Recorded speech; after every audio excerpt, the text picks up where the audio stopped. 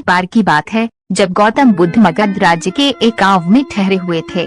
गांव से थोड़ा बाहर एक मोची अपने परिवार के साथ रहता था। उस मोची के घर के पास एक तालाब था। एक दिन रोज की तरह सुबह मोची तालाब किनारे पानी लेने गया। वहाँ उसने तालाब में एक बहुत ही अद्भुत पुष्प देखा। वह पुष्प देखने में बहुत ही सुंदर था और चमत्कारिक भी प्रतीत हो रहा था। मोची ने तुरंत ही अपनी पत्नी को बुलाया और वह पुष्प उसे दिखाया। मोची की पत्नी आध्यात्मिक और धर्म में आस्था रखने वाली थी। वह पुष्प को देखते ही समझ गई कि जरूर कल यहाँ से गौतम बुद्धवार जी गुजरे होंगे। उन्हीं के प्रताप से ये पुष्प खिला है। पुष्प को चमत्कारिक मानकर मोची ने एक योजना बनाई। उसने अपनी योजना के बारे में पत्नी को बताया कि वे इस पुष्प को राजा को देगा और उनसे खूब सारी स्वर्ण मुद्राएं लेगा। उसकी पत्नी ने भी सोचा कि ये पुष्प उनके किसी काम का नहीं है, इसे राजा को ही दे दो, कम से कम कुछ कमाई तो होगी। पत्नी की सहमति के बाद मोची राजमहल की ओर निकल गया। राजमहल के रास्ते में उसे एक व्यापारी मिलता है। मोची के हाथ में पुष्प देखकर वह रुक जाता है। वह मोची से पूछता है कि भाई ये पुष्प लेकर कहाँ जा रहे हो? मोची कहता है कि मैं ये पुष्प लेकर राजा के पास जा रहा हूँ।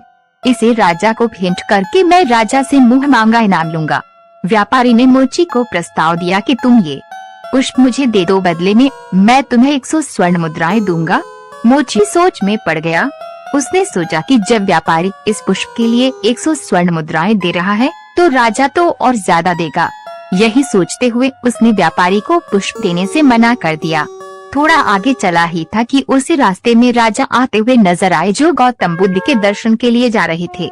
राजा भी मोची के हाथ में वो दिव्य पुष्प देखकर अचंभित हो गए। राजा ने मोची को पुष्प के बदले 1000 स्वर्ण मुद्राएं देने के लिए कहा। यह सुनते ही मोची के मन में एक अजीब सी चेतना आई और वह राजा को पुष्प न देकर दौड़ता हुआ सीधे महात्मा बुद्ध के पास जा पहुंचा। महात्मा बुद्ध जी मोची को देखकर हैरत में पड़ गए। उन्होंने मोची से पूछा तो मोची ने उन्हें सारी बात बताई।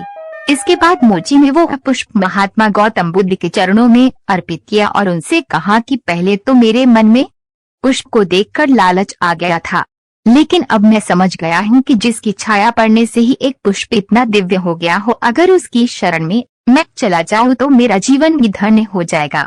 इसके बाद वह आजीवन महात्मा गौतम बुद्ध का शिष्य बनकर रहा। कहानी से सीख। इस कहानी ने हमें सिखाया कि हमारी जिंदगी में हमें बहुत सी चीजें अपनी तरफ आकर्षित करती हैं, लेकिन हमें उनके लालच में न फंसकर अपने ज्ञान का प्रयोग करके जीवन में सही राह को चुनना चाहिए।